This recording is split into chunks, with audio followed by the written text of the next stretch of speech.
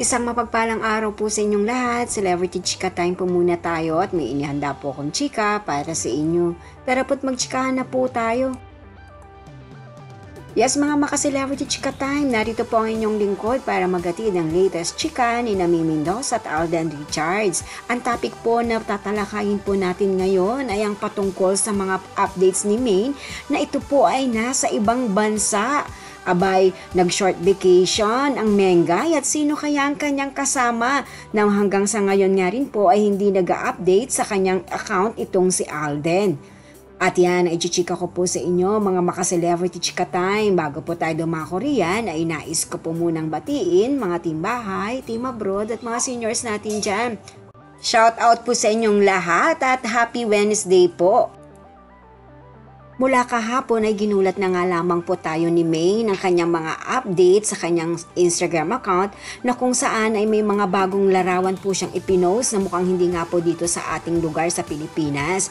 At ayan nga po nakumpirmado na nasa Netherlands po si May at nag-short vacation.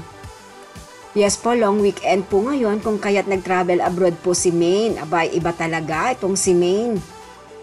Bonggang-bongga po talaga at talagang sa ibang bansa pa ito nagbakasyon. At ayon nga po sa usap-usapan, sino pa nga bang makakasama ni Maine dito?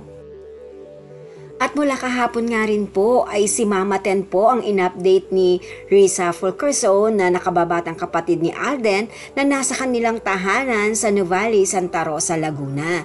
At wala po rito si Alden, in fairness po ha. Yes po, mula kahapon rin po ay wala pa rin pong pa-update si Alden kung nasaan po ito na tanging ipinakikita po lamang sa kanyang Instagram o social media account ay kanyang mga endorsement. Yes po, hindi po kasama ni Alden si Mama Ten at lalong-lalo na rin po si Sir Laysam na sa kanyang pa-updates naman po ay nasa kanyang pamilya rin. Well, alam naman po natin na mahilig mag-ninja move si Maine at Alden kung kaya't paniguradong nasa iisang lugar lamang ang mga ito.